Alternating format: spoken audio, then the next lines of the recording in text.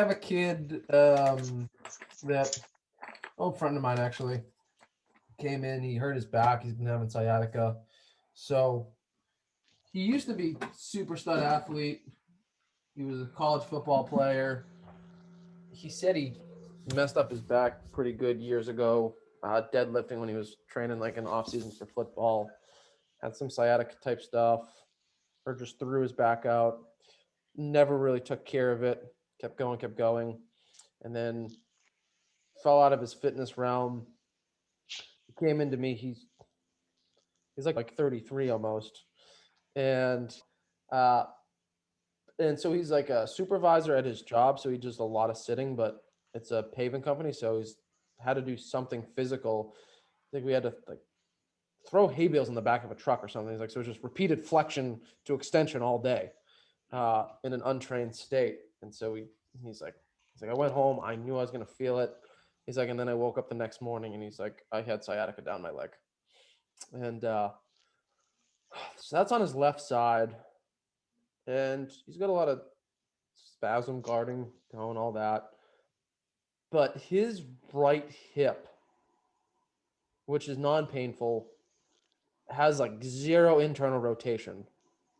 And it feels like that 65-year-old guy with OA. Although like he doesn't fit that context. But it feels like more than tone.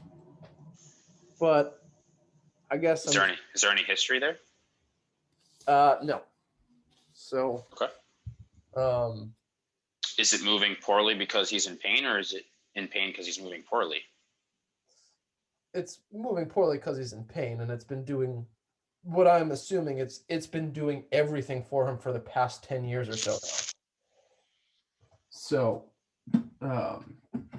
I think that's catching up with him. So, but in a case like that, when someone has avoided something for so long and he was still trying to play hockey and everything too, is that something that does fit the mold of like osteoarthritis changes?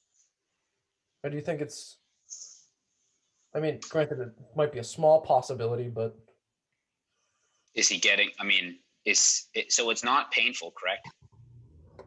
No. It's just significantly limited in internal rotation compared to the other side.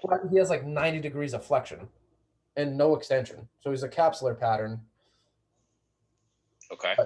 But nothing else around that joint screams that at me. Okay. So then you might just very well be dealing with a very hypomobile joint that's in a capsular pattern. And then you also have a lower lumbar spine that's really sensitive. Yeah.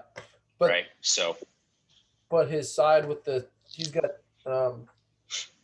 sciatica symptoms that have been going down to his toes. And that side moves not all that bad.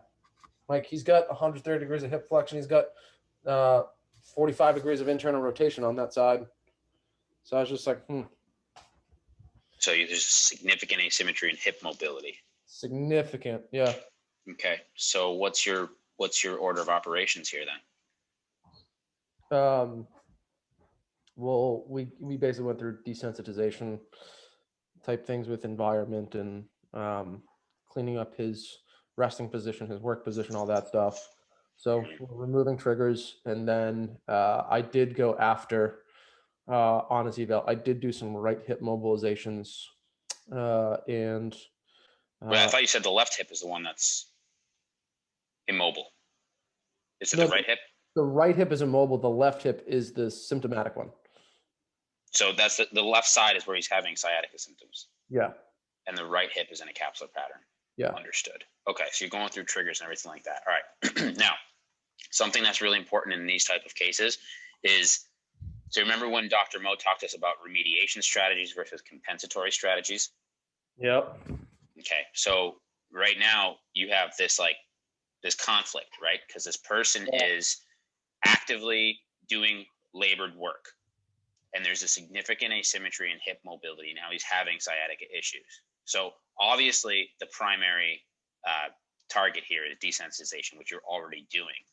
Okay. But I would think for me, right before you talk about remediation strategies and improving his hip mobility, it's important for him to learn how to move with this new awareness of hip mobility. So for example, whatever he's doing in the truck, so right hip. Well, I tried some mobilizations. It didn't change anything. Listen, that type of shit, as you know from FRC, that's going to take time. That's going to take isometric loading. That's going to take some stretching, and we're going to have to problem solve with how to do that ideally. But the fact of the matter is his hip rotation is minimal right now, right? So for example, if he's loading the truck and the truck is on his right side, right? And he goes to throw something into the truck. I got no hip rotation on this side, right? Zero. So I should not be planting my foot and then doing something like this. I should, before I go to do that, point my foot where I'm going and then do something like that, right? So knowing that this hip has very minimal rotation should make me think twice. And this is what Greg Rose talks about with golf swing, right? Is like if someone doesn't have good internal rotation on the golf swing, well, then their setup might have to be, okay, I'm going to position this foot here before I go into my golf swing and learn how to compensate for the lack of mobility that I have, and or deal with how to actually address the root cause, which is improved mobility. So right now, something that's really important for you to do with him is like play improv and be like, all right, man, like let's set up the situation or the environment as if you're at work loading the truck. Like, where would the truck be? Where would the items be? Show me, let's problem solve this together, right? So it's like, okay, instead of continuously bending forward, he doesn't have good hip flexion here. So it might be that he has to go kneeling, grab it. Maybe he brings a box right here, and instead of kneeling and grabbing things from the floor, he grabs it from the box, takes that extra step to pivot on this side, and then load the truck. Just really just teaching him how to work within his available range in the context of his work environment. So it's like what Dr. Dybel talked to us about ergonomics. You see what I'm saying? That's huge. So you're teaching him compensatory strategies, how to work within your available hip range of motion given that asymmetry. Because guess what? If he keeps doing what he's doing, right, he can't move from his hip. So where is he going to rob it from? His back. And now he's going to keep in this cycle of robbing Peter to pay Paul and then waking up with sciatica. So that, I think, is primary. Remove triggers like you're doing, desensitize him. Now that you've identified his hip mobility, teach him how that actually correlates with how he's going to manipulate his environment and how he moves within his environment as a compensatory strategy. And then if he has time and if he has the motivation and work ethic, go after hip mobility for remediation. And that's like, and that give him that option. Like, listen, this is going to take work and this is going to take time. And if he says, nah, I don't want to do that, then okay, then like, let's just stick to this compensatory strategies and teach you how to move within your lane. Does that make sense?